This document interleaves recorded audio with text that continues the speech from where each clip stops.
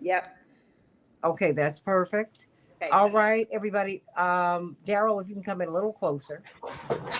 And we are up right now. Hey, everybody. Welcome to the Santita Jackson Show here on AM 950 Radio, the voice of progressive Minnesota. It is a joy, a joy, a joy to be with you. In the next hour, we will have, that's right, the man who should be the Democratic nominee. He certainly won the Democratic primary, State Senator Omar Fateh. We're going to be talking with him. He's going to talk about his campaign.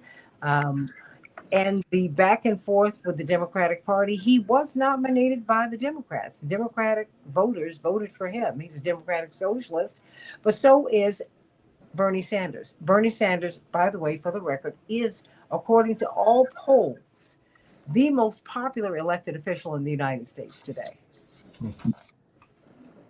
hands down. He gets Trump people at his rallies. If there's a rumor that Bernie Sanders is going to appear, tens of thousands, that's right, plural, appear. So let's talk about that with him and find out just um, where he goes from here. I think he can win, but he's going to have to win up against the party. But I know something about that. It can be done. Let's talk about ICE, everybody. Some weeks ago, we were very, very excited that uh, the governor of the state of Illinois, the mayor of Chicago, and the people pushed back on the National Guard and the FBI and a federalized police force and ICE coming into Chicago. Well, not so fast, as they say. Now, not only is ICE here, but now the president is planning to send the military in to protect ICE because you've had a lot of protests. A lot of protests. So help me to understand, what are we looking at? And now, if you think that it was just for black people, well, I'm here to tell you, or brown people, I'm here to tell you that's not true. And black people can present in many different kinds of ways. Trust me, because anybody here on this panel could blend in Venezuela, in Colombia, in South and Central America. Trust me, it happens to me all the time. Okay? It happens to all of us all the time if you are in a crowd where everybody's speaking Spanish.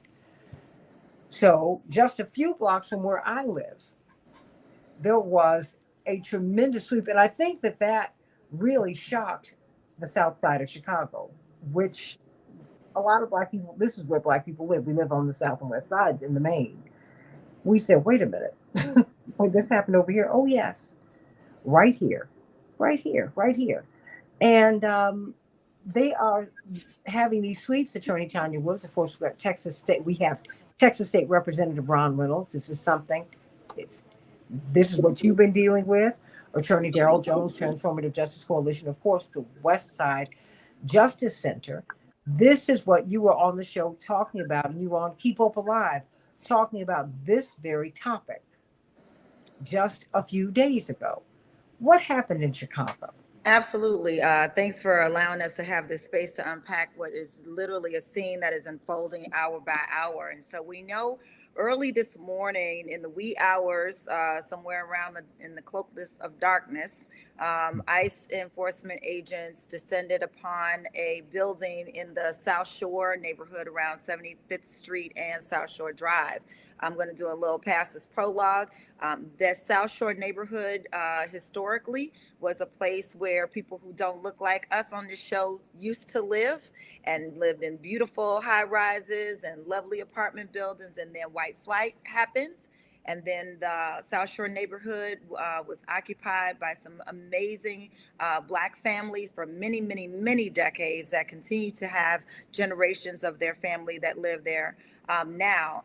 Along in the past couple of decades, we start to see that community start to get more people of Latino background. And so there's a lot happening in South Shore right now. But what we understand is that this building that was targeted by ICE enforcement agents was perhaps a building that was housing many undocumented immigrants. And I'm going to also parse that out a little bit more to say these undocumented immigrants may have been more recent arrivals, which the reason why that's important is if you are a more recent arrival, you may have gone through the system. And so your information may already kind of be known, which may make it easier for ICE enforcement agents to track you. And so we know that some of our more recent immigrants in the last couple of years are at particular risk. What makes this important is because this is a neighborhood that, for most part, most Chicagoans think of as a Black neighborhood at 75th and South Shore Drive.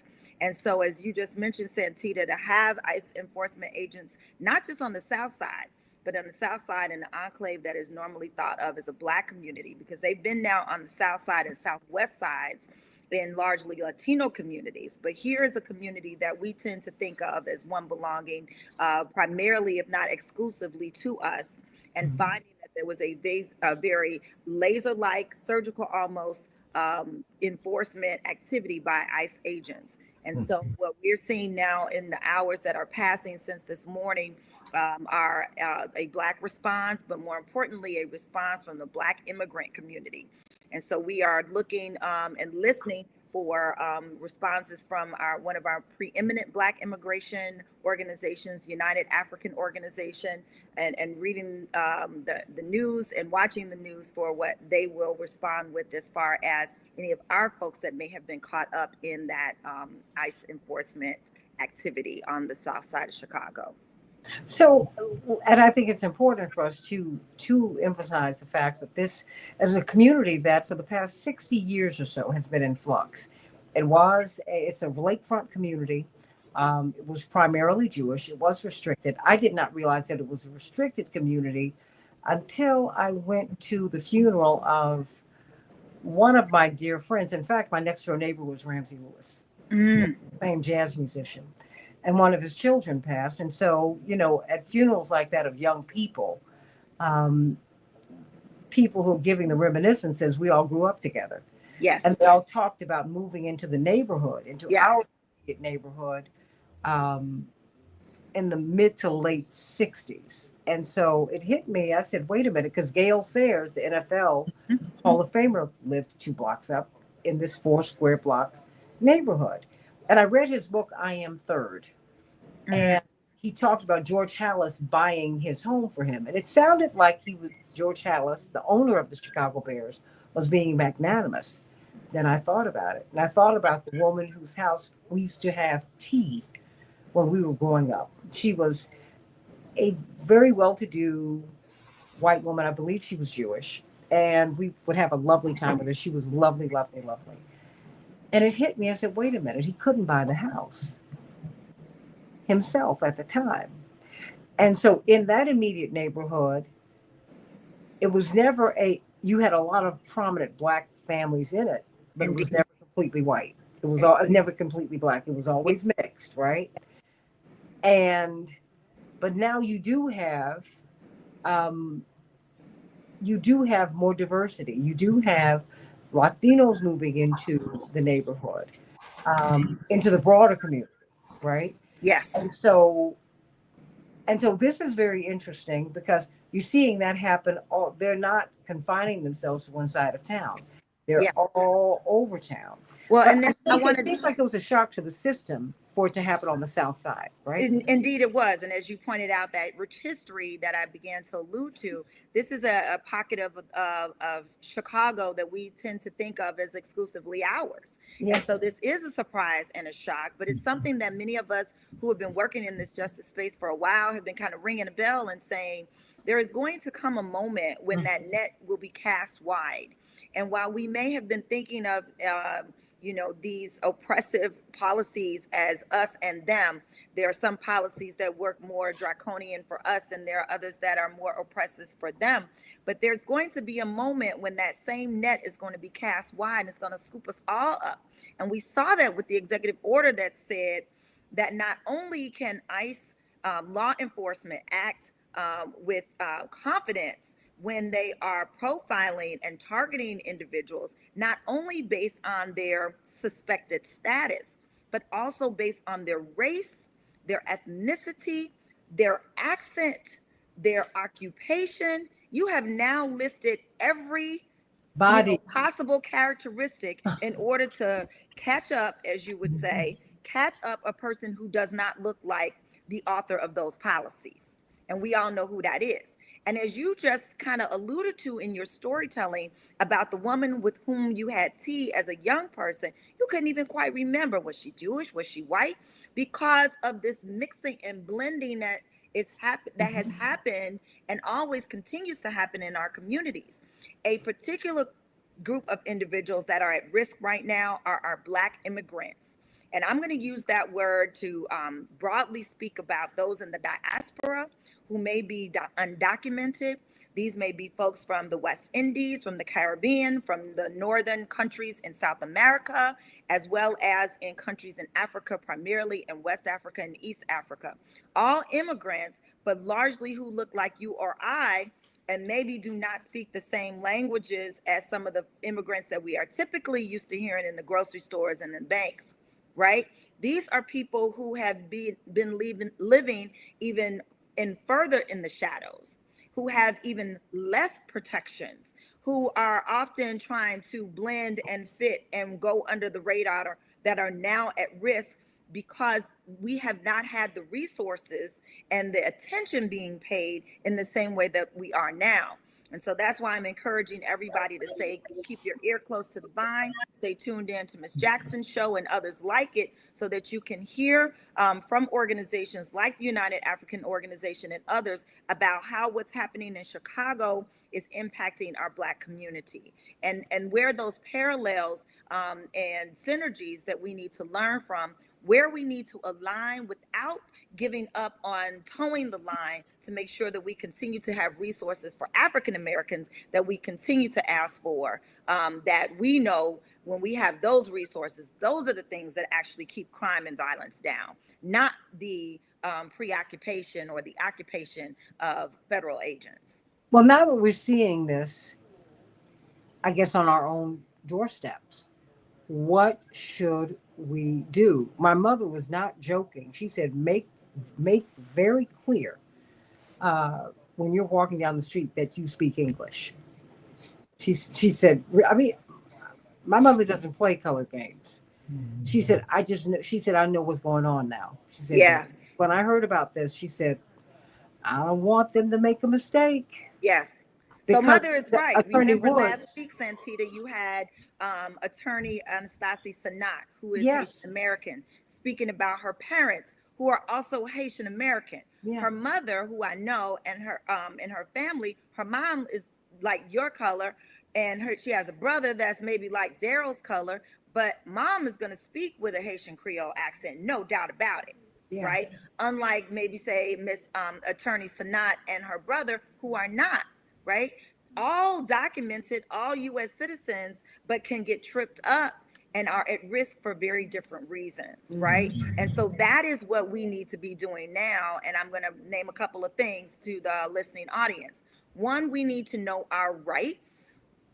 And that means that for as Black folks, we have been under siege for a long time. I hate to say it, but this ain't new for us. Being kidnapped and snatched up and separated from our families, and who's going to take care of our kids while we in jail, who's going to buy mama's medicine while I'm waiting on a trial date. This is not new for us. However, it's coming now with federal agents. We might have gotten accustomed to it with our local municipalities and even our state actors, but having federal agents in the mix is new. So I need folks to realize what their rights are. When you are encountering law enforcement, assume that you are not free to go and that you are being detained. So you want to ask if you're free to go, and if you're not, then assume you're being detained. Do not say another word. Instead, only say, I will not talk without my lawyer. If you are asked to be searched or frisked in any way, whether it's your person, your body, your car, your pocketbook, or your home, I do not consent to any searches. Those two constitutional rights, if invoked, will help keep us safe. But then I need people to know what their risks are. Because my risk as a U.S. citizen who does not have a prior conviction or a prior record of any kind is very different than my sister or brother who is equally as fired up but has had an arrest record or might have something that's still keeping them from getting a job or adequate housing. They have different risks Or my sister, who is, like I mentioned before, maybe she's a Black immigrant, and let's say she's not undocumented. Maybe she is already in the process of changing her status from to one that is lawful. She still is at a different risk than I am. My younger cousin, who is under 18, is a juvenile. They have a different risk. A person who is unhoused with a criminal background and might be a Black immigrant, yet another level of risk. So I need our folks to know what their rights are, how to enforce them, but also know what their risks are when they are going about their daily business, taking their kids to school, driving to work, going out for grocery stores, getting mama that medicine. You need to know what your risks are when you are moving around these streets. And lastly, I need folks to know what their resources are. So if you or a loved one find themselves in a situation that you know who to call first, second, and third. Juveniles, do not call your parents. You must ask for a lawyer as well. If you are an immigrant, I need you to call I.C.E, which is a hotline here in Illinois, that if you see ICE activity or you are in the midst of something where ICE enforcement is around, you want to call that hotline. We also have a hotline for first defense legal aid for people who have a prior record. And Santita will list all of these hotlines for you. But if you are in any doubt, you can always call the Westside Justice Center at 773-940-2213. That's the Westside Justice Center at 773-940-2213 to get any of these information, as well as palm cards that are helpful for people to carry around when they're moving around these streets. I want you to speak to correctional officer for the lockdown. He said Elgin, Aurora, Joliet, these are cities, everybody in Minneapolis and all around the country, that these are cities and towns in Illinois. He said they're on the radar for ICE due to the strong population of a Spanish-speaking population. But is that the only metric that we should use now? I'm just given what we've been talking about. So here's what I'm saying, Santita, to folks, and I've been saying this for a while, I'm not new to this, right? Is that we must prepare our Black communities in a way that we never have before because of this dragnet that we can get caught up in. So like you fishing for a whale and you're gonna catch some little minnows, right? Little minnows in that net. So while somebody might be aiming for the house next door, your house is in the middle. While somebody is trying to snatch up somebody out of their truck, your child is outside playing. So we need to be swift about protecting our communities. So whether that's Aurora or Elgin or Waukegan or the East St. Louis area, there are plenty of pockets of Black communities that also have immigrant communities, and they're not all speaking Spanish. What I will say is that if we can arm our people with this same information that I just talked about, knowing your rights, knowing your risks, and knowing your resources. That's not only legal information, but that's also community hubs. Because let me tell you what's also at play. While at one time we might see law enforcement operating in the open and picking up people, we also know that there are channels of economic empowerment and resources that are also getting stymied and choked, that can serve as a way to choke out our communities in a way that we have to pay attention to. So someone may not be walking down the street in the typical way, trying to pick you up and detain you and take you somewhere. However, we need to pay attention to our resources, to our state budgets, to our municipal budgets. We need to be paying attention to our county officials, not only here in Cook County, but across the state, and be very watchful about where monies are going, where resources are being funneled to, and where resources may be being cut off, so that we can push back on all fronts. And so I want us also to be aware of that as well. Attorney Daryl Jones, you have been a prosecutor. Have you ever seen anything like this? Simply put, Santita, no. I have never seen such a blatant abuse of individual rights that have come down. I've never seen that. Never seen that. I can tell you that there are abuses of rights that occur, but as a former prosecutor, we were that barrier, if you will, that protected folks from people that were impinging and infringing upon those individual liberties. You're not going to have this now. Pam Bondi ain't going to be that block. That's who that hurdle would have to be. That's who that protector would have to be. Would be Attorney General Pam Bondi, and she's already shown you that's not what she's going to do. That is not what she's directing their people to do. They are sending Assistant U.S. Attorney Generals, and they are sending members from the Department of Justice to these immigration facilities, not to help the people that may be there illegally, but to try to strengthen the ICE agents that are there. So, all of this that's in place, it's really an elixir of bad things for anyone, not just Spanish-speaking people, as Tanya was saying, but for anybody that they can think that might be any type of immigrant. You will fit that bill, and your rights will be lowered.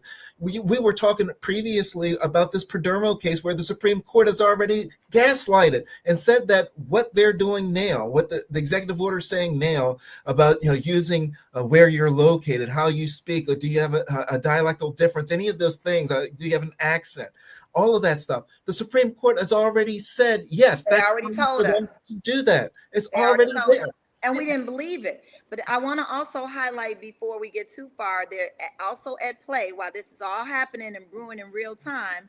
I believe there's a press conference in a few minutes that's happening here in Chicago. But also, we then saw a statement from the president that said he is planning on sending these additional 100 troops, whatever that looks like, to Chicago to help protect the ICE agents, so that they're whatever they're here to do to enforce whatever they're here to enforce, that's not interfered with. So we watched him say first he was sending the National Guard to help reduce crime and violence. And let's be clear, there are some people who said, please come. We're tired of living as, under the kind of criminal activity that some communities are still falling prey to. And I want to make sure that I give space for that, right? Because that is still a legitimate, there are still people who are living in communities that are overwhelmed with crime and are reaching out and crying out. And we mustn't forget that. What we're saying, many of us, is that this is not the way. That being said, that was the first pretense, and then the ICE officers came. So here we are now, not even 30 days later, back to having this National Guard conversation under again, a new pretense of protecting the ICE officers that weren't supposed to be here to begin with, right? I mean, the shell game is afoot, but I am very confident that what I am seeing is that grassroots organizations, very nimble, legal, activist, mutual aid organizations here in Chicago are coming together to be sure that we are protecting our communities and that we are keeping us safe from the very people that are supposed to be keeping us safe from the crime and the violence. Texas State Representative Ron Reynolds. Chaparral says these are the migrants that Texas Governor Greg Abbott sent to Chicago, and they got placed, sprinkled throughout the city. You say you have a border crisis. You're at the border. You don't send them back across the border. You send them all over the country. So it's almost as if this is like some playbook here. And, it's like a setup, like a pretext for a police state. That's it. Yeah, Santita, first of all, I want to thank your panelists. I mean, they are really telling it like it is. I think it's so important that we do apprise people of their rights. I think it's so important, and not for us not to assume that people understand their constitutional rights, even though everything that we're seeing, it looks like the president is turning a blind eye to the Constitution. And Santita, to your point, I think the president wants a police state. This is what he wants. He wants chaos. He wants to be able to hope that, and this sounds very cynical, that there is violence, that the people are committing violence against the ICE agents because they're inciting people to create violence against them. And they want to be able to then claim to be victims, to bring in more police and more military to restore what they call law and order. So this is a dangerous situation, and I can't say game because this is real life. This is very chilling and unprecedented. Daryl's right. We haven't seen this before. We haven't seen this type of chaos and confusion. We haven't seen a a president that wants to not work with the governors and the mayors of the cities. They want to have a fight with those Democrat mayors and governors, particularly in urban areas that have Black mayors. This is what president wants. And so we have to be very careful not to fall prey to this, where we are having people, because they're fed up, that they are striking or assaulting these ICE agents, because that is not the solution. That will not end well for the civilians. They will be prosecuted. They will likely be convicted. There will be enhancements because it's against law enforcement. And it will be the narrative that the president wants. And so I'm very concerned about how this all plays out. This will undoubtedly not end well, unless we regain control. And that means that we have to have the people. And I want to give the kudos to your governor and your mayor for standing up. They aren't being cowards. They're pushing back. They're not laying down and saying, "Hey, come and do whatever you want to." They're standing up for the citizens of Chicago and Illinois. So I want to commend Governor Pritzker. I've seen him push back against this authoritarian a takeover, attempted Yeah, takeover. and let me just insert, not to talk over Please you, do. insert Representative also Yeah. our Attorney General. Yeah, absolutely. Super important because Totally. your Attorney Totally. General is your attorney for the state. And that means that they, meaning the federal law enforcement and whatever activities, needs basically the gateway and the permission of the Attorney General in any state to kind of go through That's unfettered. correct. That's But correct. because of the coordination of not only our local municipality, the commander in chief of our city, Yes. as well as our governor and our attorney general. Attorney General. That's That correct. triad, that triumvirate, if you will, is what really has protected us on so many Totally. levels.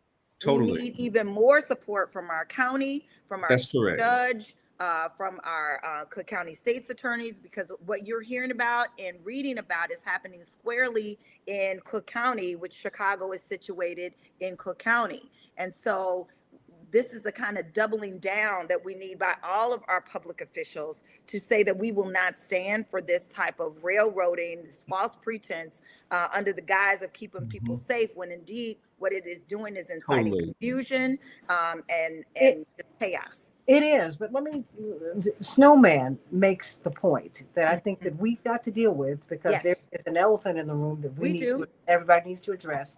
Yep. It needs to be said, he writes, that Americans are calling for these raids, and a lot of them are in the Black community, because these people don't belong here. Sound familiar? Mm-hmm. They don't have their papers. They're taking our jobs. Our everything.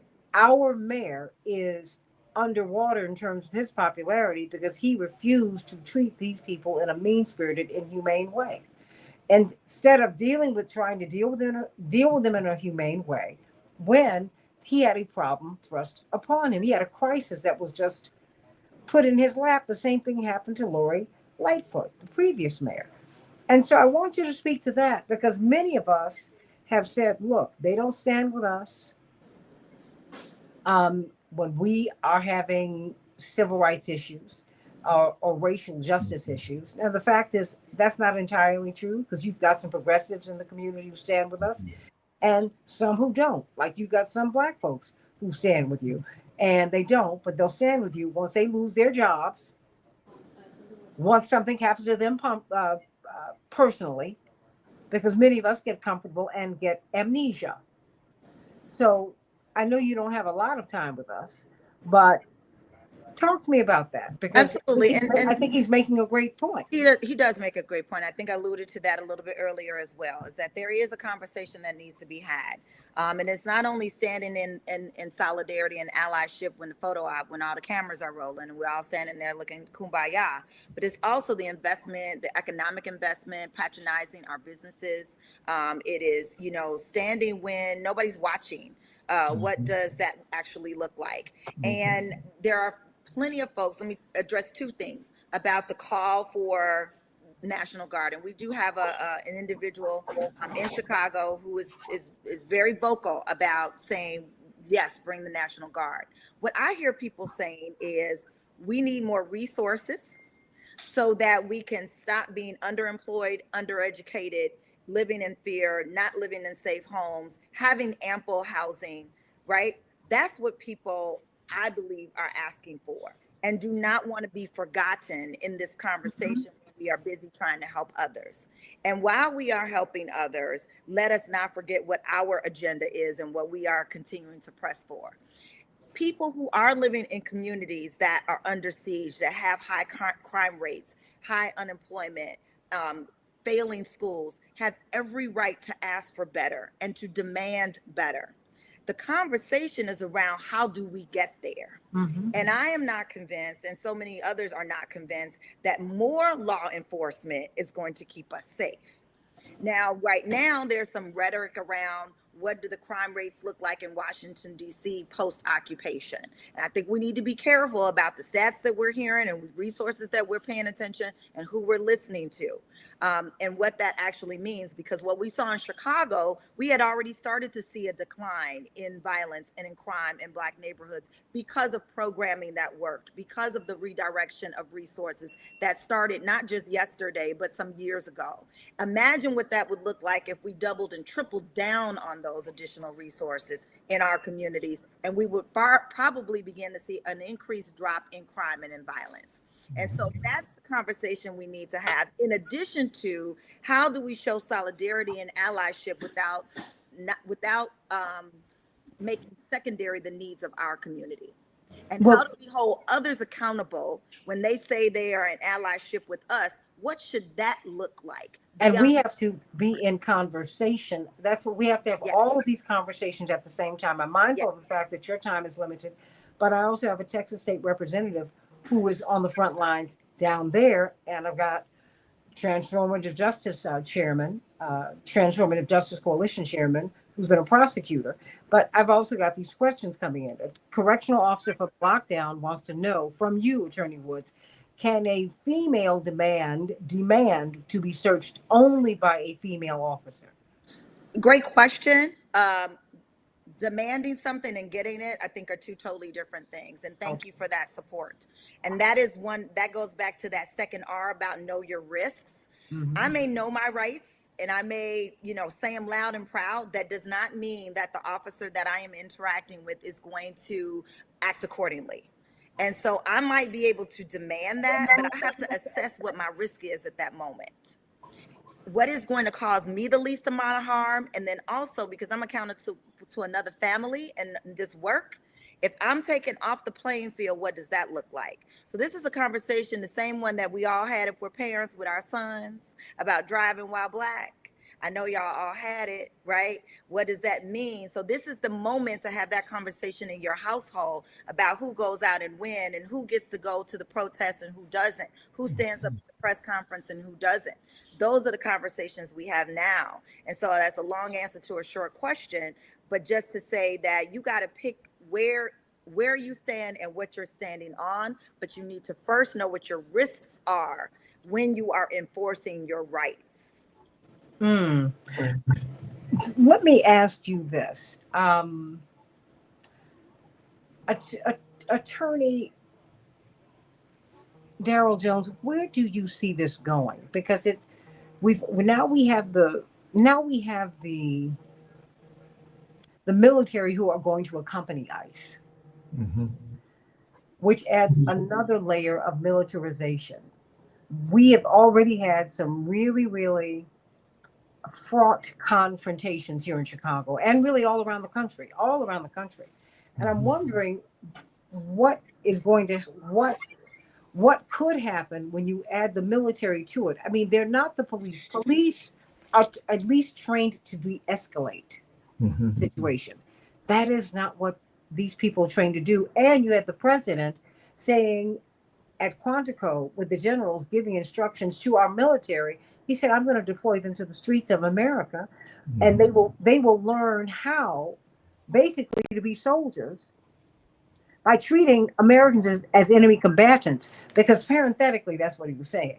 Mhm. If you're deploying the troops to the streets of the United States, I'm the enemy. How's that supposed to work? Right. Or No, am I reading too much into it? no, I think that you're precisely on point, Santita. Let me supplement one thing that Attorney Wood said, because one of the question was, does a person have a right to be searched only by a woman? No, you don't have a right. It's a policy, it's a practice, it's a best practice to have someone of the same sex to search you, but you don't have a right to have someone of the same sex search you. So I want to be certain that people, have the correct And information. his question was, can you demand it? Right. That nuance is so important. You can demand and ask all you want, but as you point out, What's the risk?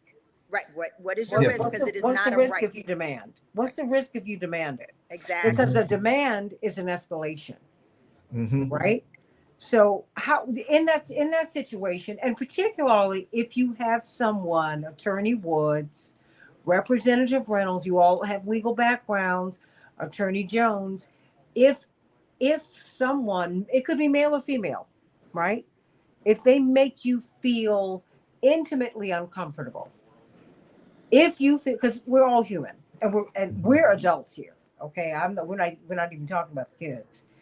If someone, I remember years ago reading Jet magazine. Oh, I miss that magazine.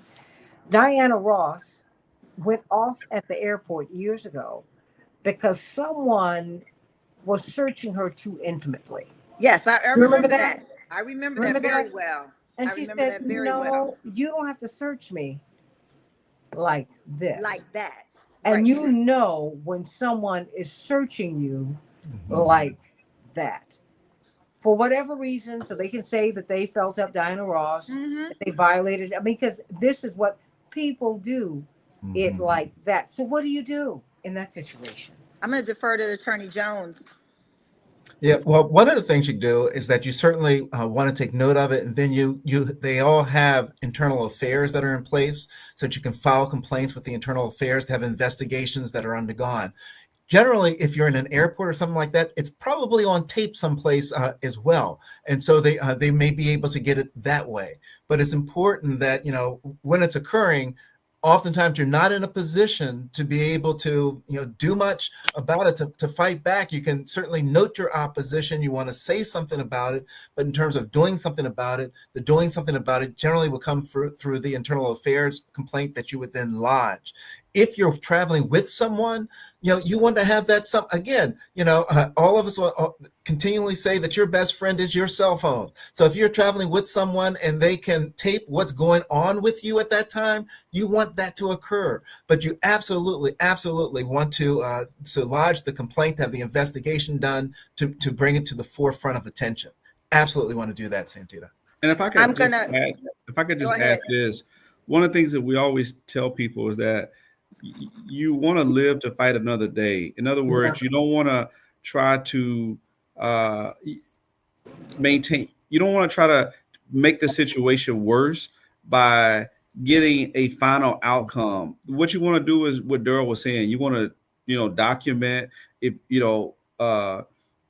documentation beats conversation. So if you can document the situation, get a name of the person who you're encountering. Hopefully there's a witness that is available to substantiate what you're saying. And then you want to be able to then file the necessary complaint with the internal affairs. But the problem a lot of times that we find ourselves in is in that moment, we want a solution.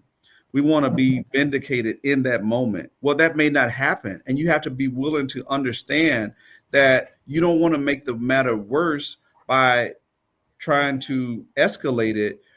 You want to be able to stay calm, cool, and collective so that you can protect your rights, preserve whatever evidence that you can to prove what happened to you was wrong.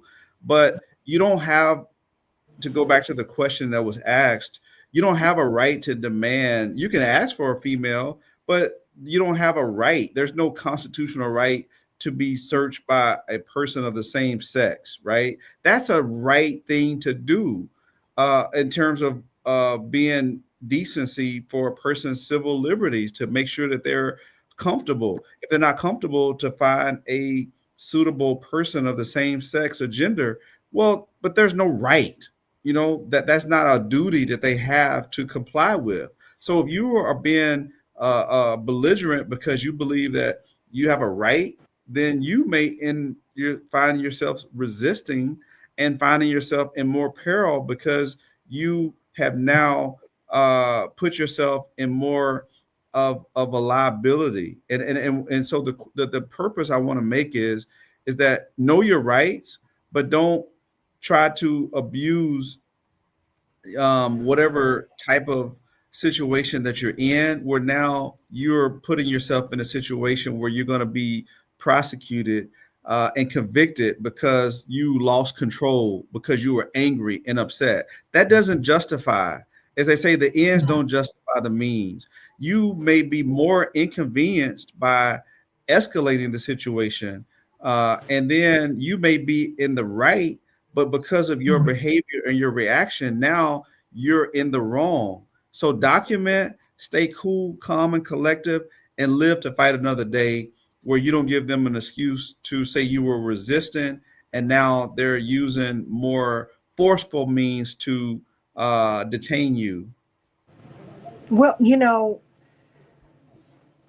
I think that you're absolutely right. But sadly, oftentimes we find that when we comply, we die. And I think that as women, as the only woman on the panel right now, hosting the show, I can tell you I have seen more TikTok videos of women who've been traveling by themselves, or just not traveling, who're driving, and they're pulled over by the police officer and they don't feel comfortable. And I think particularly for Black women, with the history of sexual abuse by those in power in our country. I mean, because that's what we've had to live with. How that's a calculation too.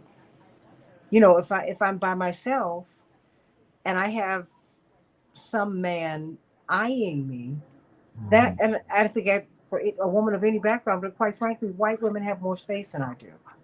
They're believed more quickly than me. That's just the reality. So what am I supposed to do then? Because now what we're seeing in Chicago, and I think they're going to try and make Chicago pay a special price, because you have J.B. Pritzker, who's running for president, at least he wants to. But you also have a mayor, a Black mayor who's a progressive, who has been very, very forceful. And I think that, a little bit of political gamesmanship and revenge can be at play here. So what are we to do? I mean, it's not something that I think should make us fearful, everybody. Oh, no, don't be fearful. No. That's false evidence appearing real. Let that go. But how do you combat that? Because that's another layer of our experience. I hear you, and particularly with our young men and our boys, you have to tell them, don't escalate, de-escalate as much. You got to tell them that. But there's like a fine line. Philando Castile, God rest his soul, thank God we got his killing on tape. That's right. Thank you, on Facebook. Cell phone. Yeah. Yeah. Right. So what do we do? I mean, just help me understand. Well, I think that a large part of what Representative Reynolds said is a part of it, right? And that is that you've got to be certain that you're lodging the complaints, that you're placing the reports. And folks may think, well, that sounds like a small thing to do. Well, the thing about it, though, is this. One complaint alone may not jar anything, But if it continues to happen, if they can show a pattern, because now you see all of these investigative reports, all of these notices that were put out by these folks saying that this particular officer was acting this particular way toward me.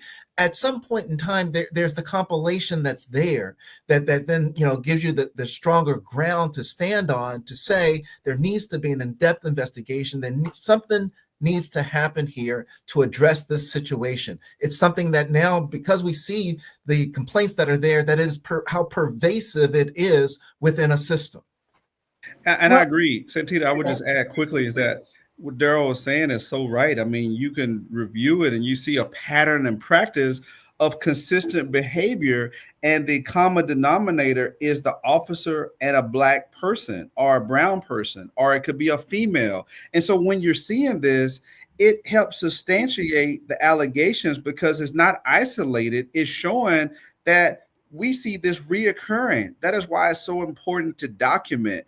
And when they're reviewing it, they can see that there's a consistent pattern of behavior that is lodged by people of color that are totally unrelated. That adds credence to each individual account that maybe there's a problem. Maybe when there's smoke, there's really fire. So that is why it's so important, as Daryl was just saying, that you document. The problem that a lot of times you have where you don't document, and then you have an internal affairs complaint. You say, well, I have a 10-year, 20-year veteran. I've never had but one complaint because those other people didn't bother to put it in writing. If they didn't put it in writing, then it doesn't exist. If I'm just complaining about it on this Santita show, that's great. But if I didn't go take the time to lodge the internal affairs complaint, then their record is stellar. So it's so important that we take the time to document the facts, take out the emotion. Sometimes we get caught up in the emotion, and I get it, we're human. But if we don't follow through and put that into writing, then it's almost like you're letting that person continue to prey on other people because you didn't properly document and bring that person so that there's accountability and there's justice, and we can get rid of the person so that they don't continue to be a prey to people of color. Well, Cindy says, and this is for both of you. Let me start with you, Attorney Jones. He, presumably the president, wants to keep people, especially people of color, he wants to prevent them from getting to the polling spaces. What do you think of that? Santita, when you first asked me the initial question, that's where I was headed, was exactly where Cindy is. And that is this. One of the things that we know that if they can create enough chaos, if they can create enough reasons why you have to have the military around polling places, that you got to have police around polling places, that you have to have ICE around polling places, you're then going to start intimidating voters with regards to asking the question, do I really want to go through all this to cast a ballot? Do I really want to go through this? You got to remember, you got to add another layer to what Cindy has also laid out. The other layer is this. You have a Department of Justice under Pam Bondi, Attorney General Pam Bondi, that's not going to prosecute any of these cases with regards to what happens to in the community of color with regards to election violations. What does that mean? You add that to the fact that you have a Department of Justice who is asking for access to voter data for states across this nation. Why does the Department of Justice need access to state voting data? No reason. No reason other than to find out ways to intimidate voters that are at the polls. All that we see happening now with the military, with ICE, with the FBI, all of that, I think, is going to culminate around polling places and trying to intimidate people from being at the polls and wanting to be able to cast a vote. Does the National Guard play a role in there? Probably. Because let's remember, all the places that they're sending these folks are cities. You know, they're places where, where there are probably what they would believe to be progressive voters that are there. They want to suppress that vote. This is a way to do that. If they can keep some of the seniors that they think are progressive away from the polls, if they can keep some of the people that that they believe would be intimidated by having military, by having ICE, by having all these folks there, they're going to do it. They're trying to intimidate Spanish-speaking folks with the ICE agents at the polls. That's what we're anticipating happening. This is where I believe all of this is all about. It's creating the chaos. It's creating the concern. It's creating the confusion to try to slow things down so that 2026 does not turn out the way that it is projected to turn out. And that's against President Trump and the Republicans as it stands. But let me put this forth. I wouldn't just look at progressives and people of color. I would look at the right. If you look at these town hall meetings, the base of the Republican base, no. There's a bipartisan betrayal at work here. People are very upset. Americans are upset. Food costs too much. People cannot afford their rent. Folks are having to let go of their houses. People are afraid of the government shutdown because it will give them an opportunity to fire more people because that is the plan. Right. And we keep saying Trump. So let's take his name out of your mouth. There's some people who are in place, and they were going to be in place no matter who was in office, because these people have the biggest government contracts. Elon Musk makes $8 million a day off the government. Palantir has the biggest contracts and they're the ones who they're capturing us right now. Every keystroke you make on your computer, they know it. So we need to look at, to me, the bigger picture here. I mean, because now you got the military. They don't wear badges. I mean, certainly I'm not used to reading that. They're not taught to de-escalate. Police are taught to do that. They are law enforcement. They were supposed to be officers of the peace. Remember that years ago? That is not what you say with a soldier. A soldier does what? Combat. But Santita, there's one unique difference that we're looking at, and I think Daryl was trying to make this point, is that now we have a attorney general that oversees the Department of Justice that is being weaponized, that is doing the president's bidding. This is no longer an attorney general that is an independent officer, right? This is a person that President Trump is used to weaponize and go after his political enemies. So now the attorney general is there as a watchdog to do the president's bidding, along with Kash Patel, who's the FBI director. That is scary when you control the Department of Justice and the FBI. And now, instead of serving and protecting, they're going to go after. Look at what they did to Comey. No one is immune, no matter how powerful they are, if they want to come after you. They're saying, we will get you. What kind of message does that send to an ordinary person? So yes, it is chilling. It is frightening. I will tell you, Santita, I'm not afraid of many things, but I'm very concerned that this president, because of his unfeathered power that the U.S. Supreme Court gave him, is now able to do the unimaginable, things that we would only see in movies. We've never seen a president unleash this kind of power. But you know what? But we have been watching this really since Reagan, because he was the corporate-made president. And Comey did this in the 2016 election with Hillary. I mean, with all due respect, we've been going down this rabbit hole for a while, but because we didn't catch it a lot higher up, now that you have this person with this outsized personality, now we're alarmed, and now we're deep in it. So my question is, I mean, with all due respect, y'all, what are we going to do? Correctional officer for the lockdown says, since ICE is under federal scope, what level of immunity do these officers have? Yeah, I mean, that's an excellent question, and it's one that's going to be, ferreted out through the court system. Is there a qualified immunity? I mean, what level of immunity is it? And one would guess qualified, but again, this not something that I know to have been tested.